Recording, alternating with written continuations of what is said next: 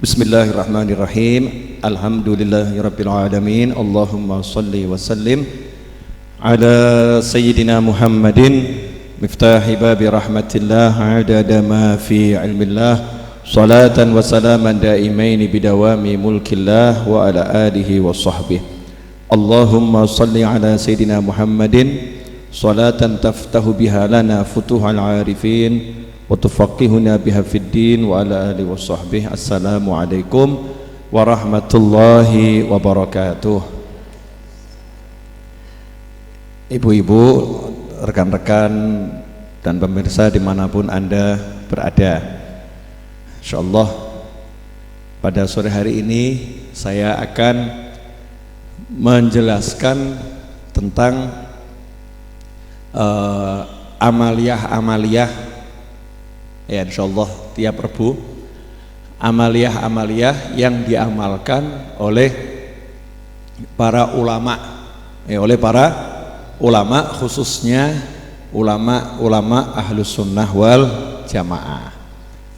Di antaranya amalan kirim-kirim pahala, ya, amalan kirim-kirim pahala. Karena sering orang nanya dan ada juga yang bingung, pahala itu apa bisa ditransfer? Ya, pahala apa bisa ditransfer? Saya mau transfer pahala, kirim pahala, bisa atau tidak? Ada yang mengatakan tidak bisa. Kalau orang sudah meninggal ya sudah selesai urusannya sendiri. Terus ada yang bilang bisa. Ya, enaknya yang seperti apa? Ya, kalau mau ngurusi beda pendapat sampai hari kiamat tidak ada yang tidak berbeda pendapat. Ya, pendapat itu selalu banyak, perbedaan yaitu selalu banyak. Makanya saya ajarkan ini bukan untuk membuat perbedaan, tapi yang mantep sampai bisa biar semakin mantep. Ya, yang tidak mantep biar paham alasannya teman-temannya yang suka kirim pahala, sehingga nanti bisa memaklumi, oh ternyata teman saya itu punya dasar yang kuat, oh ya wes lah silahkan dia kirim-kirim, kalau saya nggak ngirim, misal dia begitu kan bagus jadinya. Tapi kalau ngelek-ngelek kan jelek. Nah, judulnya juga ngelek, menjelek-jelekkan, nggak akan sampai sesat dan seterusnya. Maka itu bukan sikap yang baik. Pertanyaannya sederhana, apa betul orang mati itu selesai? Ya, apa betul selesai urusannya? Jawabannya salah. Justru orang meninggal itu urusannya baru saja dimulai. Ya, urusannya baru saja dimulai. Yang tercatat selama hidup dicatat itu, ya, nanti setelah meninggal bisa nambah buruknya, ya, juga bisa nambah baiknya. Buruknya bisa nambah, baiknya juga bisa nambah. Nah, itu katanya kalau meninggal sudah nggak bisa amal. Betul. Orang meninggal sudah tidak bisa melakukan amal yang mendatangkan pahala untuknya. Amal yang mendatangkan pahala hanya bisa dilakukan semasa hidup di dunia. Tapi setelah meninggal masih bisa beramal. Nah, ini mungkin banyak yang bingung ya. Mosok wong mati amal, setelah meninggal masih bisa beramal. Contohnya, setelah meninggal ceramah masih bisa. Bukan videonya, betul-betul orangnya. Setelah meninggal ceramah, setelah meninggal baca Al-Quran, setelah meninggal sholat, setelah meninggal datang pengajian, itu bisa.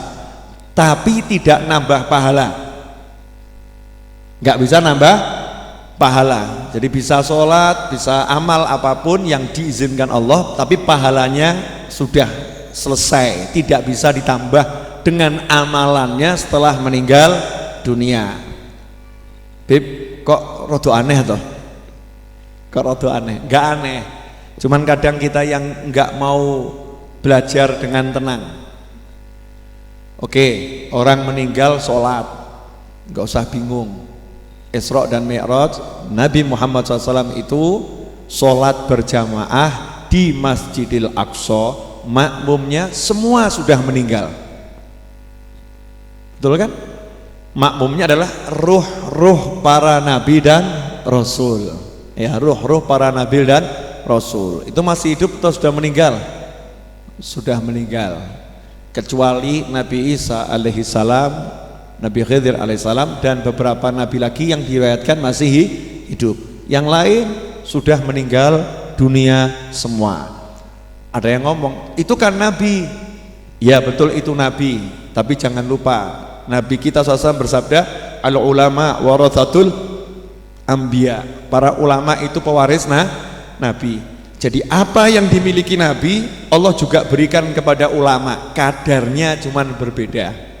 Ya, kadarnya cuman berbeda. Tapi apa yang dimiliki nabi, warisannya jatuh ke para ulama. Kadarnya berbeda. Baca Al-Qur'an, sholat lagi. Dikatakan waktu Nabi SAW itu ziarah ke makamnya Nabi Musa dalam perjalanan Isra, melihat Nabi Musa yusolli, lagi sholat di makamnya. Ya, sholat di makamnya, tempatnya di makamnya, tapi alamnya alam barzah. Jangan dipikir, sak kotak terus sholatnya piye gitu ya. Bukan satu kotak gitu, alam barzah yang luas, cuman titiknya, pintunya di situ. Nah di situ, tapi enggak di situ gitu ya, luas. Lagi sholat Nabi Musa alaihi salam. Kemudian ketika Mi'raj, Nabi kita Muhammad SAW dapat ceramah. Dapat ceramah dari siapa? Nabi Ibrahim alaihi salam. Sampaikan salamku kepada umatmu, dan sampaikan kepada umatmu, surga ini tanahnya subur, dan tanamannya adalah ucapan subhanallah walhamdulillah wala ilaha illallah wallahu akbar. Di riwayat yang lain, la haula wala quwata illa billah. Nah ini sudah meninggal masih bisa ceramah, masih bisa mengajar. Ya ini contoh. Sampai di sini paham atau belum paham? Paham. Berarti orang meninggal bisa amal atau nggak bisa amal? Bisa, tapi tidak bisa menambah pahala. Pahala itu bisa bertambah lewat yang hidup. Lewat yang hidup. Makanya Nabi Muhammad SAW menyatakan, anak cucu Adam kalau meninggal dunia terputus amalnya, kecuali dalam satu hadis dari 3 jalan tuh ya. Di hadis yang lain ada, totalnya ada 7 jalan yang bisa menyebabkan orang yang meninggal dunia tetap dapat pahala dari perbuatannya semasa hidup atau perbuatan orang yang masih hidup. 1, didoakan anak keturunannya.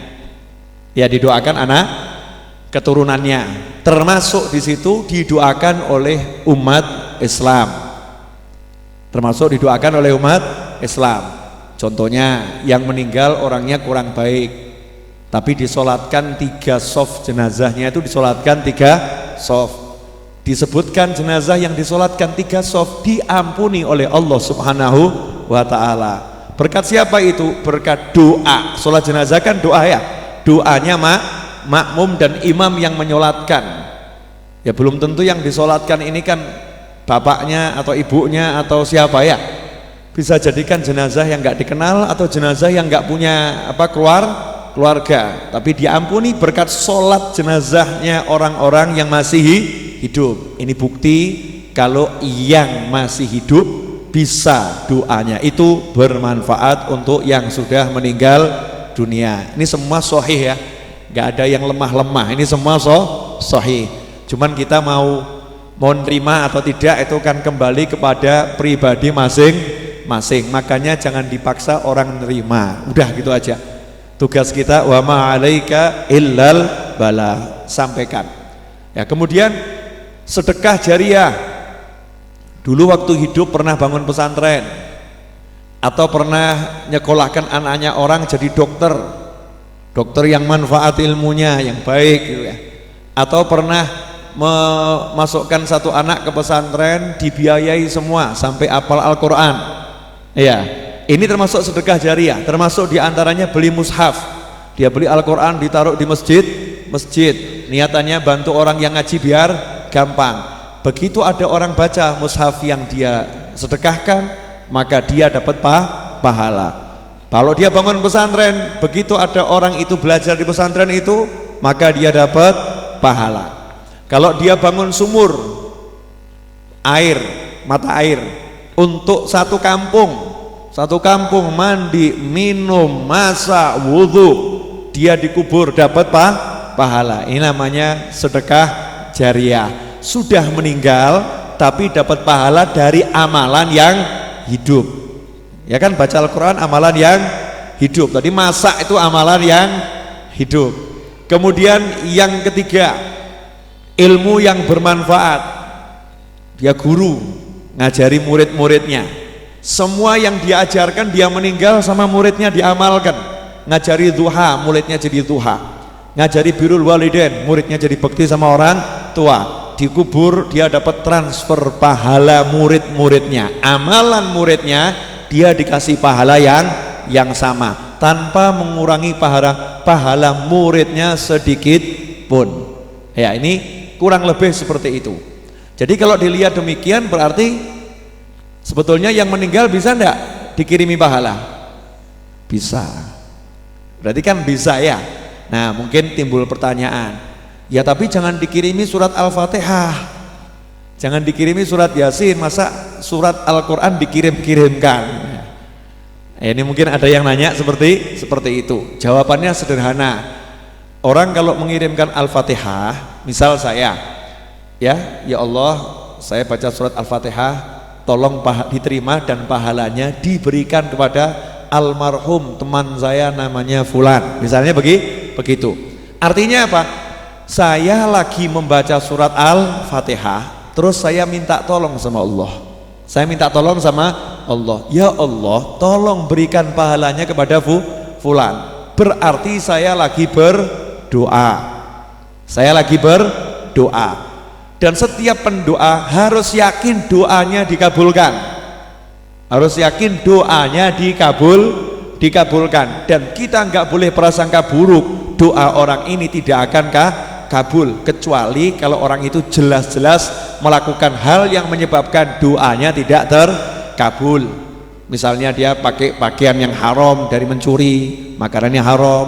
Tapi kalau ada orang udah bentuknya bagus, doa kita kan nggak bisa nuduh orang itu doanya nggak terkabul. Makanya setiap saya berdoa, saya yakin doanya kabul. Berarti saya minta sama Allah untuk menyampaikan, ya sampai, kan seperti itu. Nah terus ada yang ngomong, kan nggak bisa, ini kan amalan kamu, bukan amalan yang meninggal dunia. Salah, itu bukan amalan saya, itu amalan yang meninggal dunia. Kok bisa? Iya, saya mau mendoakan dia karena dia pernah berbuat baik sama saya. Berarti itu termasuk ilmunya yang bermanfaat. Paham kan? Kalau dia nggak pernah berbuat baik apapun, ya dia mau beragama Islam, ya berarti dia telah berbuat baik. Dia adalah saudara saya. Itu juga bagian dari amalannya dia mau beragama Islam. Singkatnya seperti itu. Berarti kalau ada orang amal apapun yang baik dikirimkan dalam hati minta sama Allah, nyampe atau gak nyampe? Nyampe. Dalilnya lemah atau kuat? Sangat kuat, karena dalil doa tidak bisa ditolak. Oke, terakhir, singkat, padat, gamblang insyaallah ya. Terakhir, ada yang ngeyel. Saya nggak mau dalil begitu, Ustadz Kiai, dalil yang jelas.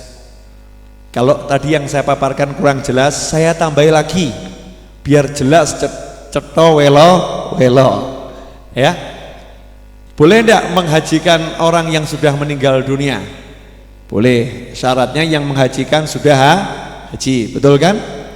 Oke, haji itu amalannya apa isinya? Ada sholat, habis tawaf sholat, ya kan? Di Maqam Ibrahim, dan sholat sepanjang haji 5 waktu, sholat sunnah ya. Kemudian ada yang namanya doa zikir, entah istighfar, sholawat, takbir, tahlil. terutama wukuf ketika di Arafah. Ada amalan namanya sedekah, bayar dam, ya, kemudian sembelih kurban. Ada amalan namanya puasa, untuk bayar juga denda tuh 3 hari di tempat dia haji, 7 hari dilanjutkan di kediamannya. Dia di tempat dia tinggal 10 hari, itu puasa. Artinya dalam ibadah haji ada puasa, ada sholat, ada zikir, ada sedekah, dan itu semua amalan Islam, ya itulah kurang lebih amalan Islam. Dan Nabi mengatakan itu boleh diizinkan, dan begitu seseorang menghajikan orang yang meninggal dunia, yang meninggal tadinya nggak punya pahala haji, tiba-tiba punya pahala haji. Paham kan? Berarti pahala haji ini bisa dikirimkan. Pahala haji bisa dikirimkan. Nah, kalau pahala haji bisa dikirimkan, ya, kenapa Al-Fatihah nggak bisa? Kenapa baca surat Yasin nggak bisa? Lawang baca Al-Quran 30 juz, puasa, sholat, zikir semuanya bisa. Kenapa ini kok nggak bisa? Kan nggak ada contohnya dari Nabi. Kamu yang nggak mudeng dikasih contoh sama Nabi. Nabi kita SAW itu cerdas, makanya nggak dicontohkan satu-satu. Kamu nanti kalau sedekah kacang, kamu niatkan untuk meninggal sampai, ya capek, kebanyakan dalil nanti ya. Nanti bab ngirim pahala bisa bukunya butuh beribu-ribu lembar. Makanya Nabi SAW Syamil Kamil Jawami'ul Kalim, beliau dikasih kalimat yang singkat tapi penuh makna. Ini termasuk salah satunya. Cukup dengan satu ajaran ini umat Islam udah paham, oh berarti kirim amal soleh apapun itu akan sampai kepada yang meninggal dunia. Jelas? Dah. Alhamdulillah, jenengan jelas toh? Nah, lanjutkan. Ada lagi yang ngeyel. Nah, karena ini mungkin yang ngeyel agak kurang pinter. Ya, kalau tadi orangnya pinter dikasih jawaban begini paham, oh ya wes lah. Ya tapi saya tetap tidak mau ngirim, ya nggak apa-apa, terserah. Tapi ini jelas itu ya. Dan nanya sama saya, Habib, apa nyampe? Jawaban saya sederhana, saya nggak pernah ngirim.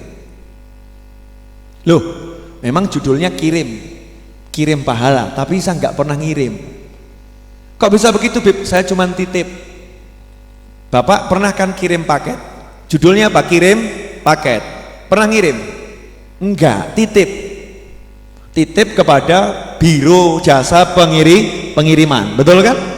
Titip. Kalau ngirim itu kita berangkat sendiri kepada alamat yang dituju, itu namanya ngirim, betul?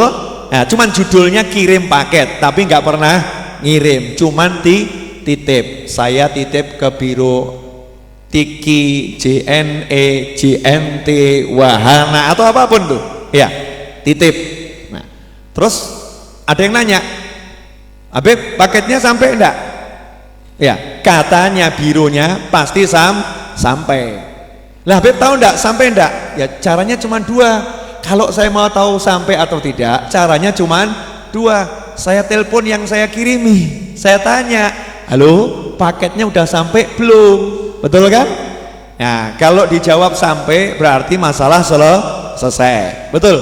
Nah, kalau ternyata alamatnya enggak ada, nomor teleponnya enggak ada, caranya bagaimana? Tanya ke paketnya, barang sudah dikirim belum? Kalau sudah sampai belum? Sudah diterima belum? Semua ada laporannya. Begitu pula terhadap yang meninggal dunia.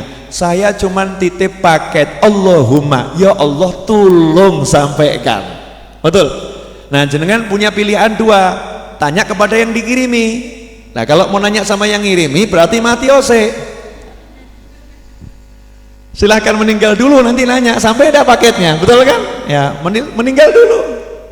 Karena nggak mungkin ya, telepon nggak bisa, nomornya nggak ada, atau handphonenya mati, nggak mungkin mati dulu, nggak masuk akal. Ya udah, tanya sama yang dititipi. Lu gimana caranya nanya ke Allah? Gampang. Allah udah jelaskan dalam Al-Quran, dan Allah telah menjelaskan lewat sabda-sabda Nabi Muhammad SAW. Judulnya saya minta tolong, berarti saya berdoa, dan Allah udah bilang ud'uni astajib lakum, berdoalah padaku pasti aku kabulkan. Selesai masalah, tergantung kamu percaya enggak kamu sama Allah. Nah, itu aja, simple loh, gitu saja. Jadi kalau ada orang nggak percaya doa itu sampai, berarti dia meragukan kemampuan Allah yang maha kuasa. Timbul celetukan. enak tenan, enak bener ya jadi umat Islam. Mati mabuk, mati judi, mati zina, ditahlili, kok dapat ampunan, enak bener. Saya kasih tahu mulai sekarang, memang jadi muslim tuh enak. Ya, kalau meninggal nggak disia-siakan, didoakan orang banyak. Kalau sampai tidak ada yang mau mendoakan satu kampung dosa semua. Sholat jenazah itu hukumnya fardu kifayah. Kalau sampai nggak ada semua berdosa. Itu pentingnya mendoakan. Kalau memang nggak penting mendoakan, ya udah cukup dimandikan, dikafani, kuburno, selesai, gitu kan? Dan sholat jenazah itu isinya semua Allahumma gfir lahu warhamhu wa'afihi wa'fu anhu wa akrim nuzulahu wa wasi' madkhulahu. Sampai bajunya aja suruh nyuci, ya. Ya Allah bersihkan dia, sucikan dia sampai jadi bersih, ya berkilau. Ya Allah, kemudian sampai suruh ngasih pasangan. Warzuqhu zaujan khairan min zaujih. Di sana ya Allah dikubur, kasih pasangan yang lebih baik daripada yang ditinggalkan ini. Ya, kasih pasangan. Walaupun itu orangnya mabuk, orangnya judi, orangnya zina, tetap suruh mendoakan dapat ampunan. Nah, itulah Islam.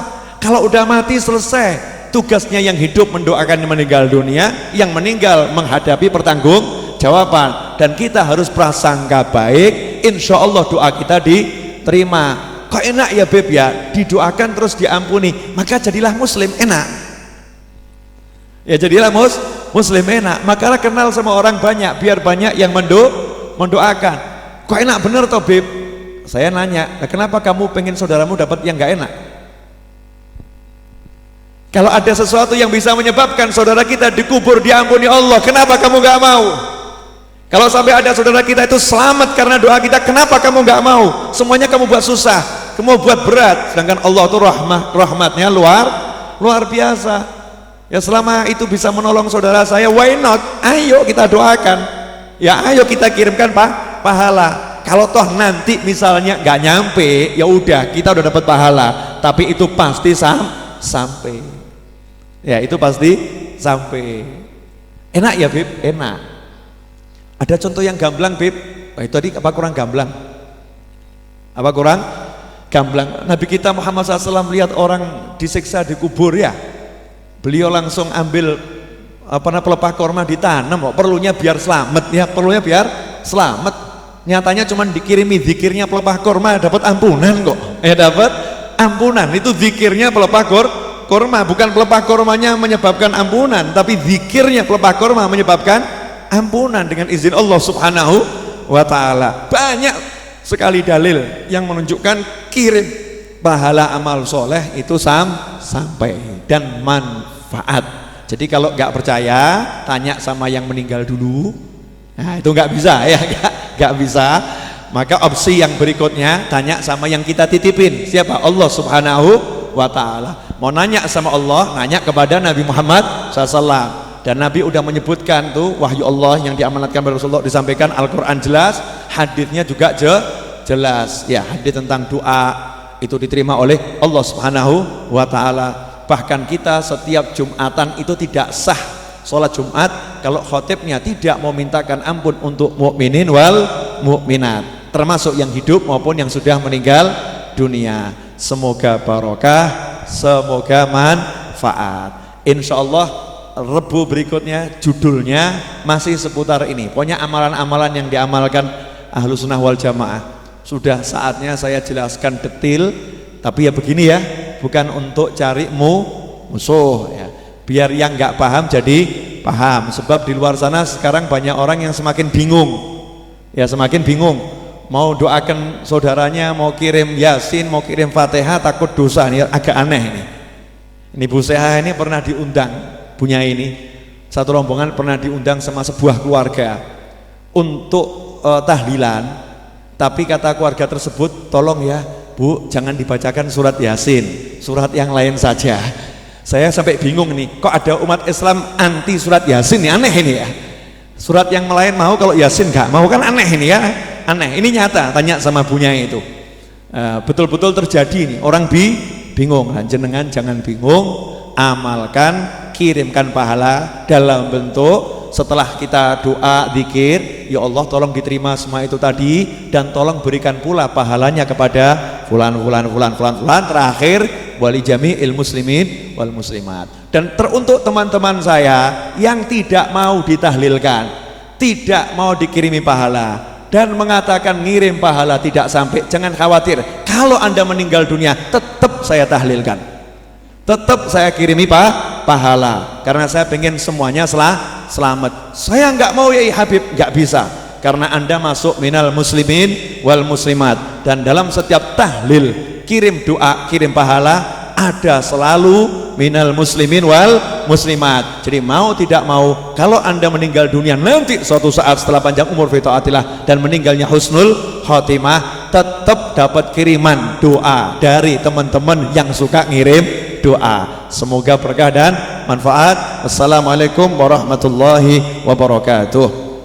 A'udzu billahi minasy syaithanir rajim. Bismillahirrahmanirrahim. Wal 'asri innal insana lafi khusrin illa alladhina amanu wa 'amilus salihati wa tawasaw bil haqqi wa tawasaw bis sabr. Shadaqallahul azim. Makasih insyaallah. Nanti yang mau ikut kajian malam seperti biasa Rebu sudah ngajar saya insyaallah. Makasih.